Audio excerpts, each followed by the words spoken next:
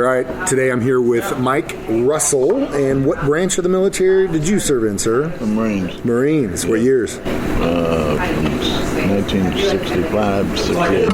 65 to 68, so I'm assuming given the time period you were in Vietnam, is that right? Yes, that's right. Did you get drafted or did you sign up? I signed up. Yeah, okay, so that doesn't happen very often. I don't get many guys that, honestly, the first guy I took in, he served in Fort Leonard Wood and was called over about 64, so he had signed up too. So why did you join the Marines? It just seemed like the best branch to be a part of. Why? Okay, that's an so now you get kids that go in, they're like, oh, Navy, man, it's gonna be the easiest. You know, I'm gonna be on a boat, I'm gonna fly a plane, no big deal. And everyone's like, Marines, dude, that's hardcore. That's the toughest one. I'm sure they all argue with each other, but you just thought the Marines was the best, huh?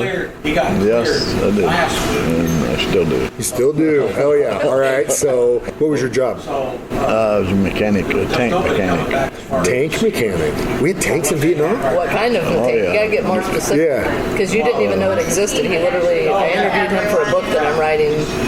Well, I'm finishing it in honor of one of my team members that passed away from a fentanyl overdose, and she wanted to interview him for a whole project that she was doing, and since then I found out she wanted to actually finish the book that she started, and it was going to be called 15 Things a Veteran Wants You to Know. Oh, that's cool. Yeah.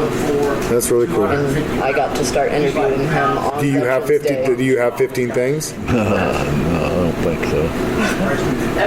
I bet you do if we dive down into it. We take the time. So what kind of tank was it?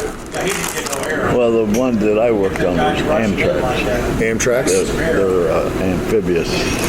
They go land and water. Yeah, okay. Now I understand. Yeah, so they were they're not your classical like World War II type of tank, like big bodied. It's more of an all-terrain kind of almost. And they have different turrets. You can put a cannon on it, or you put rocket launchers on it. Just use them to carry troops in, because they float too. Yeah. So that's what you did the entire time you were over there? Yeah. And just work on those tanks? Yeah. I would say, except the time I spent in the hospital too. Okay. But so take a month off of that. So you got to go to MASH then, huh? Went to a hospital ship.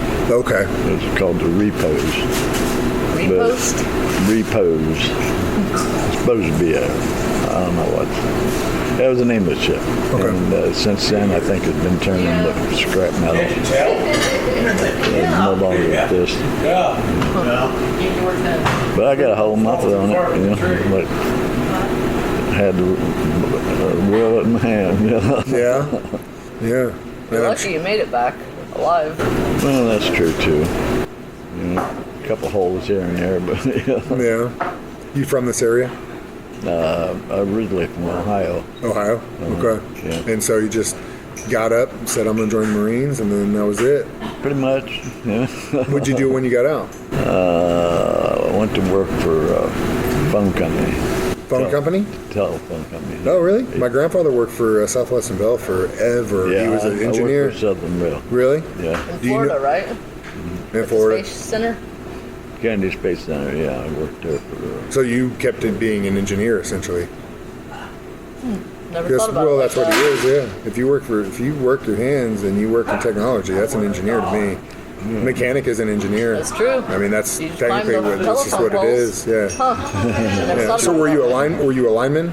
I was a lineman, then I changed it to an installer. Yeah, that's what my grandfather did, Roland Dixon. Yeah. So But he was in Kansas, so he's a lineman in Oklahoma, Kansas, Panhandle, and then when Southwestern Bell took over, was an engineer for them. He worked until his 70s and was still going around to certain cell towers and doing the readings for them. Yeah, oh yeah. Well, Mike, thank you so much for your service. It's really cool that you ended up being a lineman like my grandfather afterwards too. And thanks for coming to lunch with me today, sir. I really appreciate it. Well, you're welcome.